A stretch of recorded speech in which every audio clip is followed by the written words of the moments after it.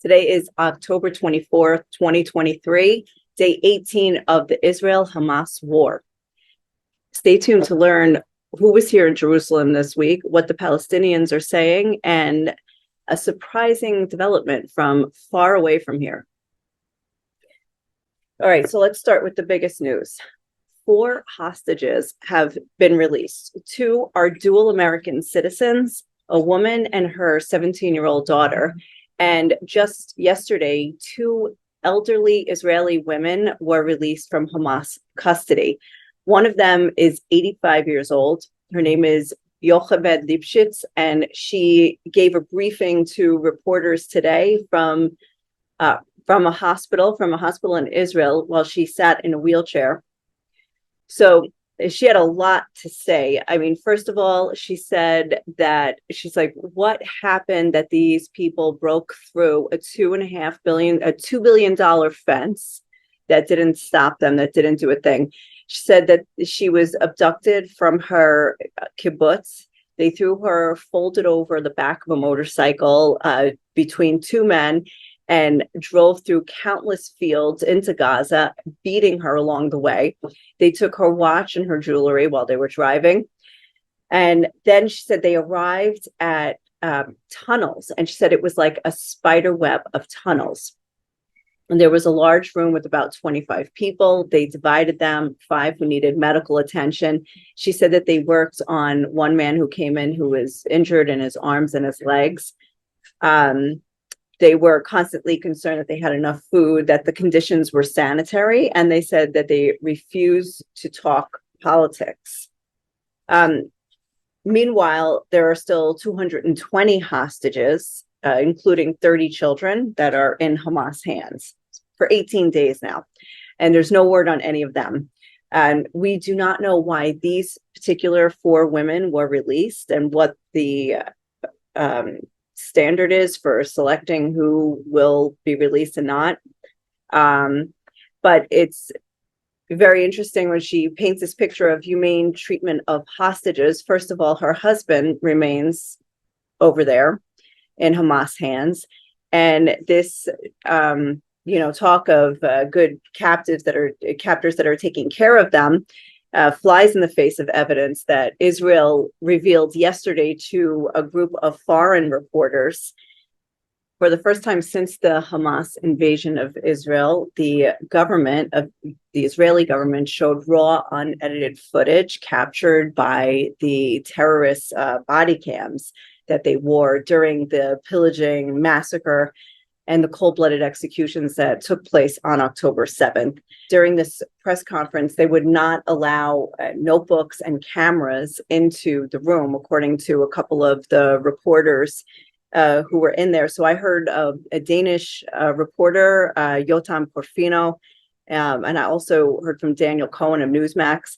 One of them said that they walked out after 35 minutes. They couldn't handle it anymore. They said very difficult scenes, atrocious. They saw beheaded bodies. They saw people killed by automatic weapons at close range. They saw a father killed by a hand grenade. And they said that, like, both of them actually said one of the most distressing parts was the reaction of the children. His children, he was trying to save, 2 boys, looked to be about ages 7 and 9. Their reaction after the father was killed, crying, begging, say, kill me too, or why am I not dead?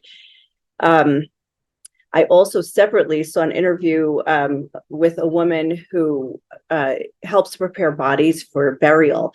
And she said that during the autopsies showed rape of women of all ages, from young girls to elderly women. And she said some of them had broken bones, broken pelvises. Imagine the force needed to break bones. She also said people were burned alive. There was a mother and child fused together through the fire, according to the evidence on the bodies. So you can see why Israel has coined the term Hamas ISIS. They keep saying Hamas ISIS and everything that they in all of their speeches, and the ones who go out in public and give interviews, they say Hamas ISIS because the what we see is chilling and atrocious. So, all right. So what's happening now on the ground? Israel has not started a ground campaign, which everyone has been saying is imminent since October 7th. There's just the relentless bombing of the Gaza Strip by the Israeli Air Force. So after the initial reporting of the hospital bombing and that I reported on, you can see that video. Several investigations done by international governments and news organizations have ruled that their evidence says that the Palestinians are to blame, that a misfired Palestinian rocket landed on the hospital grounds in the parking lot. But you can see the PR damage is already done for Israel, and it really turned the tide. By the way, Israel says that more than 500 misfired Palestinian rockets have landed in Gaza. That's the Israeli number. But unlike the hospital, which was disputed, Israel hit the property of a Greek Orthodox church on October 19th. 18 of the only 1,000 Christians that live in Gaza were killed in that attack. And that is a big blow to a small community. Well, I've spoken to a few Palestinians. None of them want to be on camera, which I understand. But I can tell you what they've told me about the difficulties for the people there. For instance, 1 million people have been told to evacuate to the south of Gaza. And they were describing how difficult it is. Like, for instance, a family member who's in a wheelchair can't just evacuate. You can't just wheel the wheelchair dozens of miles to get out of harm's way.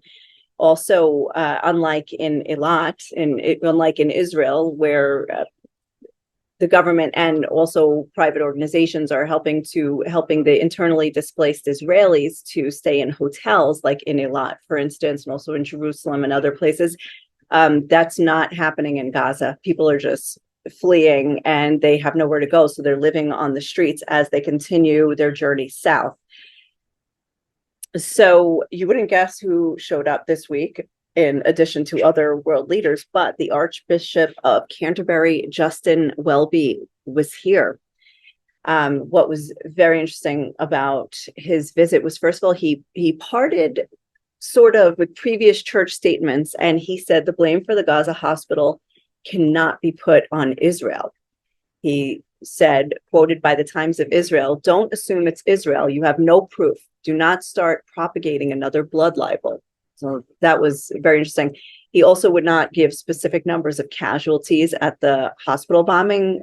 The Gaza Hamas-run Ministry of Health put the casualty figure at 500. But he said, let's not rush to judgment and blame straight away. Let us lament and mourn with them, with also the Palestinians and also the Israelis. He met with Israeli victims of this, of the atrocities of October 7th.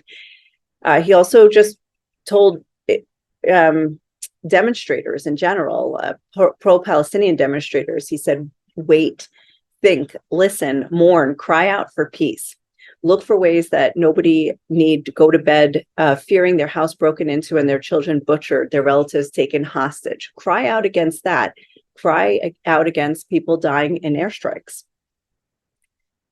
So the numbers are up to today, at least 700,000 internally displaced in Gaza, around 200,000 Israelis internally displaced, both from the southern border and the northern border. In Gaza, they're saying 5,300 plus reported dead, and in Israel, 1,400. Including dozens of foreigners or dual citizens, including people from Nepal, from Thailand, who were working on the farms in southern Israel. 21 Israeli kids from 13 families are without parents. 16 of them, both their parents are dead, and the rest have either one parent killed or missing. Okay, let's turn to the north, because there's always something going on there every day. Though not escalating and not boiling over the top, every day there's crossfire. There's exchanges of fire from southern Lebanon to Israel by Hezbollah. There are drones that have been caught here, incursions that have been attempted. One was successful. Hezbollah has 30 people dead, they said, at least 30, and there have been a few Israeli casualties, but nothing has escalated or boiled over yet. So I think about 5 miles, or is it 5 kilometers from the border of Lebanon into Israel, has been evacuated. In Israel, foreign leaders continue to come to Israel to show solidarity. Today, French President Emmanuel Macron is here. Also this week, there was a bipartisan U.S. Senate delegation. So what is cooking on the regional front is also interesting. Last week on Thursday, a missile launched by the Houthis in Yemen, which may have been aimed at Israel, was intercepted by an American naval ship that was stationed in the Red Sea, which it intercepted 15 drones and 4 cruise missiles. So what about Iraq? America is warning citizens in Iraq it's evacuating the embassy, and warn citizens not to go to Iraq for fear of kidnapping or death. Also, U.S. troops and installations in Syria and Iraq have come under attack in the past week in separate incidents. So is this a sign of global warming? For war anyway? The U.S. has now sent its second carrier to the Mediterranean near Israel. So you've got the USS Gerald Ford stationed off the Israeli coast. You've got now the USS Dwight Eisenhower is also set to arrive, and the Mount Whitney, which can receive, process, and transmit large amounts of secure data from any point on Earth. So this is the United States really showing that it is all about deterrence right now, trying to deter any involvement from foreign actors, and just to keep this limited to the geography currently where it is now between Israel and Hamas and Gaza. So let's just put it this way: the whole region is on edge, and it feels like anyone whose nervous finger hits the trigger could start World War III. But other than that, we're sitting here in this adopted weird wartime reality where there's now only sporadic rockets, even in southern Israel, just maybe a few a day as opposed to several a day. The bombing in Gaza continues. There's no ground war, and kids in most parts of this country have gone to school. So that is where we're at as of today. So if you found this update interesting and you want to learn more, you can subscribe to this channel and you'll get updates whenever we upload something new. But anyway, thank you as always for watching.